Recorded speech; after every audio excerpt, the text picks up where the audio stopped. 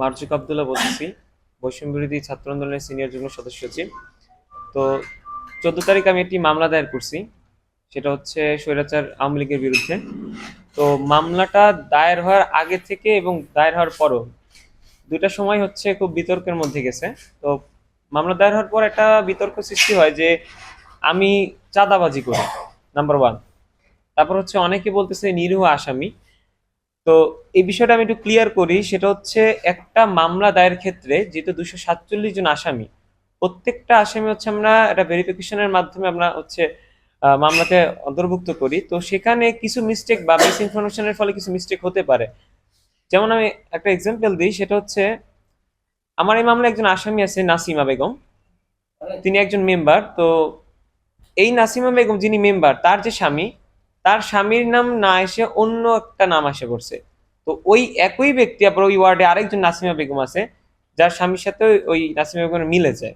তো এক্ষেত্রে দেখা যায় কি যে কিছু মিস ইনফরমেশনের ফলে আমি যেই আসামিকে আসলে দোষী সাব্যস্ত করতে, সে না হয়ে আরেকজন আসামি হয়ে যায়। একই নাম থাকার কারণে হয়তো পিতার নাম চেঞ্জ হয়, অথবা হচ্ছে স্বামী মহিলাটাতে স্বামীর নাম চেঞ্জ হয়ে যায়। তো এরকম কিছু সমস্যা হয়েছিল। তো সেক্ষেত্রে যেই ভুলটা হয় সেটা হচ্ছে আমি ছিলাম ঢাকায়। তো আসামি পক্ষরা আমার সাথে যোগাযোগ করছে। তো যোগাযোগ করার পরে আমি বললাম যে আমি তো একটু শারীরিক অসুস্থতার জন্য ঢাকা আসছি, আমি এসে আপনাদের বিষয়টা যদি আপনারা যদি সপক্ষে প্রমাণ দিতে পারেন তবে আমি এসে বিষয়টা সংশোধন করে দিব। তো তখন দেখা যায় কি যে তারা আসলে মামলা তাদের নামে হওয়ার পরে তারা একটু বেশি আতঙ্কে পড়ে যায়। তো তারা আমার অপেক্ষায় থাকে না, তারা বিভিন্ন মাধ্যমে যায়। তো এইরকম মাধ্যমে যেতে গিয়ে অনেকে হচ্ছে মানে চাঁদাবাজের খপ্পরে পড়ে। এর একটা উদাহরণস্বরূপ আমি আমার পাশে একজনকে নিয়ে আসছি, সে হচ্ছে জামাল। সে আমার মামলার হচ্ছে 210 নম্বর আসামি। তো আমি যে জামালকে খুঁজেছিলাম সে আসলে সে না। তো এই ক্ষেত্রে একটা মিস ইনফরমেশনের কারণে হচ্ছে উনি পড়ে যায়। তো উনি আমার সাথে যোগাযোগ করার খুব চেষ্টা করে। তো একটা পর্যায়ে সে আমার সাথে যোগাযোগ না করতে পেরে সে হচ্ছে মাধ্যমে চলে যায়। মাধ্যমে যাওয়ার পর কি হয়েছে সেটা হচ্ছে তার মুখে আপনারা শুনতে পাবেন, আমি এটা না বলি, তারটা সেই বলুক।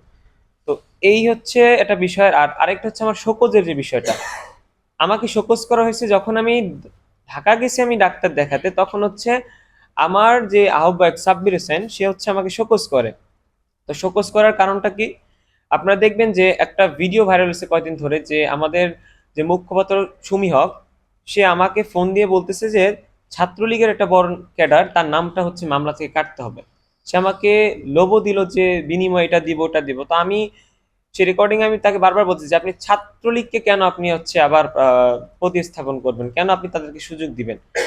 একবার সে বলে সে তার আত্মীয়, আরেকবার সে বলতেছে এটা ভাইয়ের রেফারেন্সে, আবার বললো কোনো বোনের রেফারেন্সে। তো এক এক সময় এক এক কথা। তো আমি যখন তার ওই অনুরোধটা রাখলাম না, সে আমাকে অনেক ভাবে হচ্ছে আমাকে বুঝাইতে চাইলো, অনেকভাবে আমাকে মানে সে ম্যানেজ করার চেষ্টা করছে। তো এইটা আমি এক পর্যায়ে না রাখায়, এবং আমি যতটুকু জানি যে সুমি হক, সে আমাদের আন্দোলনের যে প্রেক্ষাপট, এই প্রেক্ষাপটে তাকে 5 তারিখের পরে দেখা গেছে। 5 তারিখ আগে সে কি করছে আমরা আসলে জানি না। এবং তার বিরুদ্ধে এমন অভিযোগ আছে যে 5 তারিখের পর সে ছাত্রলীগকে পলাতে সাহায্য করছে, কারণ ছাত্রলীগের সাথে তার যে একটা ঘনিষ্ঠতা, এরকম অনেক ছবি ভিডিও এগুলো হচ্ছে ভাইরাল হয়েছে।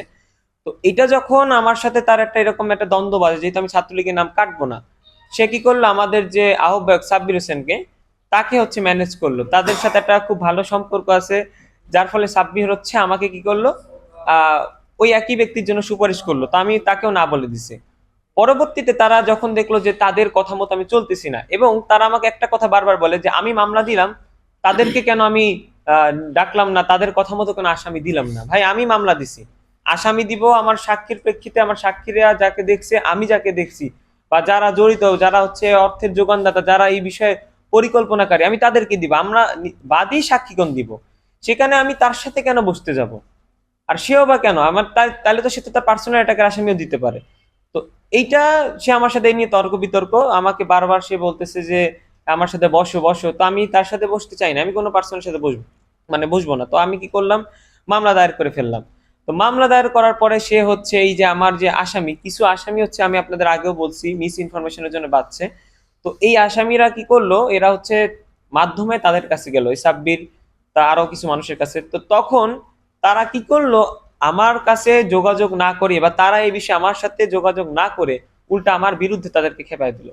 তো এইরকম করে আমার বিরুদ্ধে দেখলাম যে নিউজে অনেক আসামিরা বলছে, মানে যারা নিয়ে মানে নির্দোষ, তারা অনেক কথা বলছে। পরবর্তীতে তারা যখন আমার কাছে আসে, তারা আমাকে বলে ভাই আমরা ছিলাম ভয় পেয়ে গেছি, তারা বলছে যে আপনার এগেনস্টে বললে, এমনকি আমার আসামির বাসায় যে বন্ধু বলে যে আপনার নাম আমি কাটায় দিব, আপনি ওর বিরুদ্ধে এগেনস্টে বলেন।